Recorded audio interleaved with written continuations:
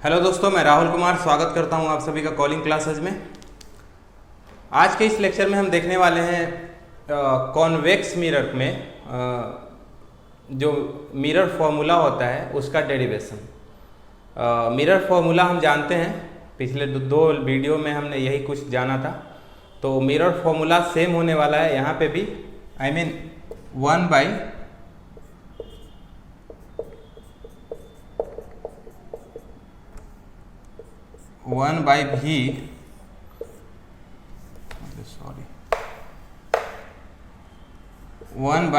Plus 1/u equal to 1/f।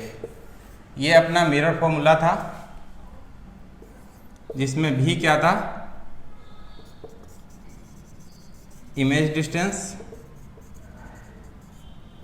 u क्या था, object distance, और f क्या था, फोकल लेंथ। ये चीज़ हम जानते हैं। हमें देखना है डेरिवेशन कॉन्वेक्स मिरर का। तो आइए शुरू करते हैं।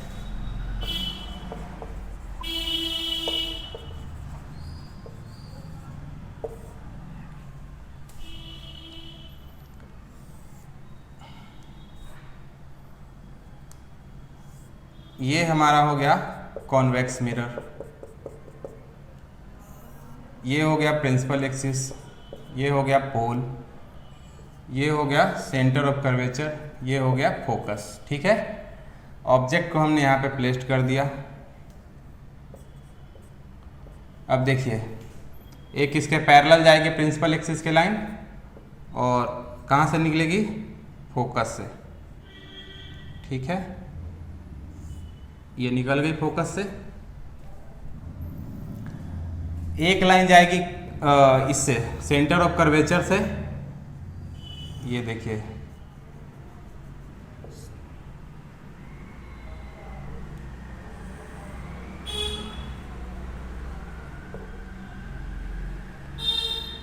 और सेंटर ऑफ कर्वेचर से गई और उसी लाइन में वापस चली जाएगी। ये हम पहले भी पढ़ चुके हैं और ये हम अच्छी तरीके से जानते हैं कि किस तरीके से इमेज का फॉर्मेशन होता है। और हमारा यहाँ पे इमेज का फॉर्मेशन हो गया फोकस और पोल के बीच में। अब इसका नामकरण कर लेते हैं। तो A B, A dash, B dash. ठीक है,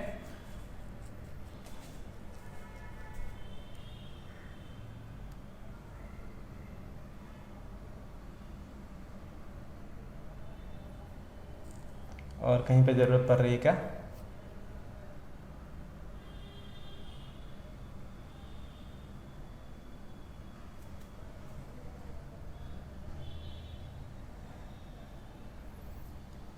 एक लाइन ऐसा बताया था कि एक लाइन सेंटर ऑफ कर्वेचर से, एक लाइन फोकस से, एक प्रिंसिपल एक्सिस के एक पैरेलल, और एक बताया था पोल से कि पोल से जब एक लाइन गुजरती है तो वो वापस उसी एंगल पे क्या करती है, चली जाती है, वो मतलब अपोजिट डायरेक्शन में चली जाती है। ये देखो, ये पोल पे आया और वापस इधर चला जाएगा, तो वर्चुअली किधर जाएगा, इस साइड, ये। ठीक है, यहाँ पे हमें तीनों डायग्राम को लेना पड़ेगा क्योंकि हमें पता है कि दो ट्रायंगल का पेयर लेना होता है, पहले भी बता चुका हूँ। अब दो ट्रायंगल का पेयर लेने के लिए मुझे ये यहाँ पोल से भी एक लाइन को गुजारना पड़ा। ऐसा इसलिए क्योंकि ये देखो, एक ट्रायंगल तो हमें मिल रहा था जिसका क्या था, एक एंगल समान था। ये देखो, ये एक ट्रायंगल ये मिल रहा था ए बी सी, और A dash B dash C. एक ट्रायंगल ऐसा मिल रहा था, triangle A B C, triangle A dash B dash C. एक ट्रायंगल तो ये मिल रहा था, लेकिन दूसरा ट्रायंगल मुझे कहीं मिल नहीं रहा था।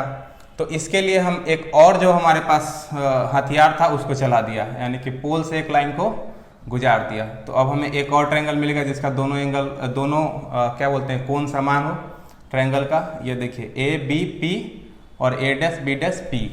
अब ये दोनों का कोण समान है एक कोण दोनों में कॉमन है, इसलिए क्योंकि ये वाला एंगल और ये वाला एंगल तो समान होता है ना, ये लॉ ऑफ रिफ्लेक्शन के हिसाब से आई आर और angle I equal to angle R होता है ना, तो ये आर है तो ये भी तो आर होगा, ठीक है। इस हिसाब से यहाँ कंफ्यूज नहीं होना है। अब वही सेम कहानी ट्रायंगल का प्रॉपर्टी, अगर दो ट्रायंगल का एक कोण समान हो तो उसके हाइट का और बेस का रेशियो समान होता है। तो ये रहा height A B upon A dash B dash, ठीक है, इक्वल टू बेस का रेशियो, तो बेस क्या हो गया, ए बी सी में बात कर रहा हूँ और ए डैश बी डैश सी में, ए सी अपॉन ए डैश सी, ठीक है। अब देखिए, अब यहाँ पे डिस्टेंस का वो मेजरमेंट लिख लेते हैं हम। ऑब्जेक्ट का डिस्टेंस क्या होगा, ये ऑब्जेक्ट डिस्टेंस है पोल से लेकर के ए तक, और लेफ्ट साइड में चूंकि मिरर का है तो क्या होगा, निगेटिव होगा, यानी कि माइनस यू, कोई कंफ्यूजन नहीं। अब P से लेकर ए डैश तक ये इमेज जो फॉर्म हो रहा है उसका डिस्टेंस है, और चूंकि मिरर के राइट साइड में है तो राइट साइड में बताया था कि भी पॉजिटिव होता है, तो ये भी क्या हो गया, पॉजिटिव भी हो गया, ठीक है।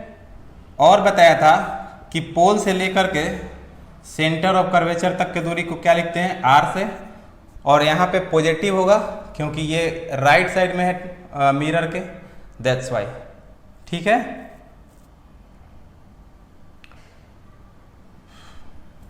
चलिए अब बात कर लेते हैं AC को किस तरीके से लिख सकते हैं। AC को AP प्लस PC लिख सकते हैं,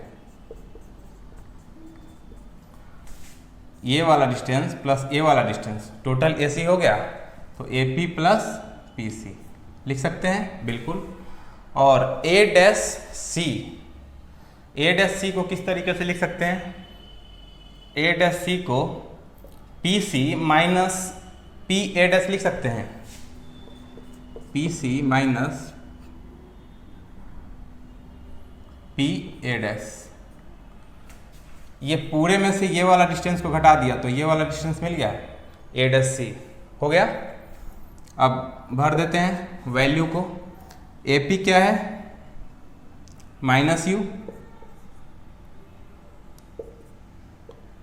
प्लस PC क्या है प्लस R अपॉन PC क्या, PC यहाँ भी प्लस R और माइनस PA डैश, ये क्या है प्लस में भी है, यानी कि प्लस में भी हो गया। एक इक्वेशन ये बन गया। अब इक्वेशन को इसको नीचे लिख देते हैं, A dash B dash equal to minus U plus R upon R minus B, ठीक है। और इसको जगह बनाते हैं रफ करने के लिए। अब कौन सा ट्रायंगल लेना है, ये वाला A B और P, A B P किसके सिमिलर होगा, A dash B dash P के, ठीक है।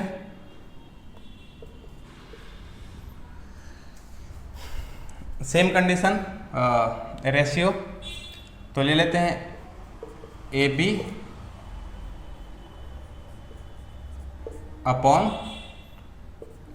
A dash B dash equal to AP upon PA dash.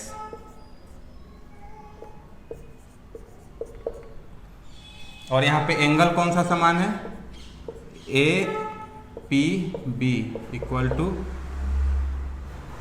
A dash PB dash, ठीक है, ये ध्यान रखिएगा। अब बात कर लेते हैं AP को किस तरीके से लिख सकते हैं। तो AP को लिख सकते हैं माइनस U,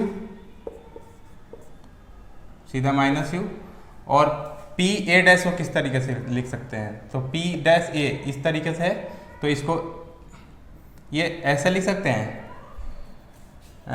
सीधा भी, हाँ पी ए डैश क्या है, भी है और प्लस में है, ठीक है।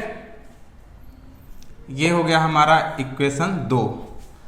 अब इक्वेशन 1 और इक्वेशन 2 को मिला देते हैं, दोनों इक्वल होगा क्योंकि दोनों सेम का वैल्यू है, A B upon A dash B dash का दोनों वैल्यू है, तो ये और ये दोनों क्या होगा, इक्वल होगा।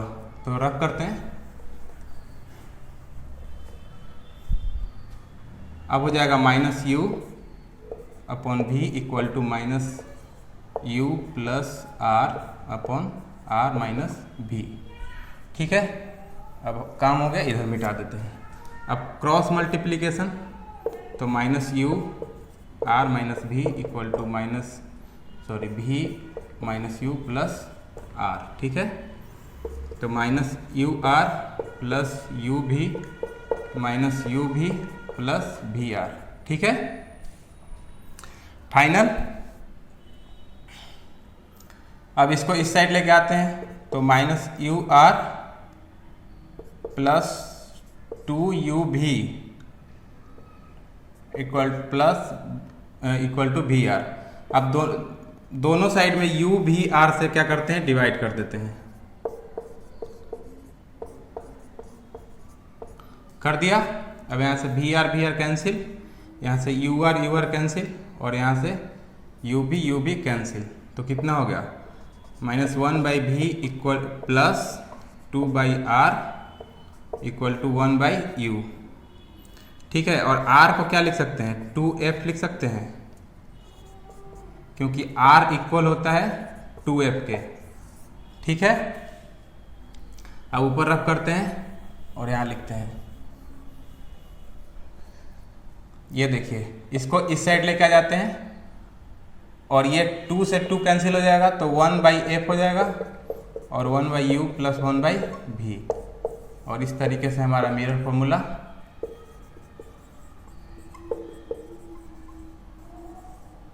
प्रूव हो गया।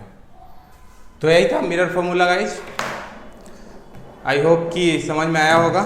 और अगर कोई दिक्कत होता है तो मैं बताना भूल गया था कि अगर कोई दिक्कत होता है तो टेलीग्राम चैनल है, उसका लिंक आपको शेयर किया जाएगा, 1-2 दिन में कर दूंगा, तो वहाँ पे आप पूछ सकते हैं डाउट, या फिर कमेंट में सीधे नीचे लिख सकते हैं कि यहाँ पे हमें प्रॉब्लम हुआ है, तो उसका सॉल्यूशन अगले वीडियो में या फिर कमेंट में ही आपको अगर बताने लायक होगा तो बता दिया जाएगा, या फिर टेलीग्राम पे पूछेंगे तो टेलीग्राम पे बता दिया जाएगा। तो चलिए मिलते हैं फिर अगले वीडियो में। Thank you.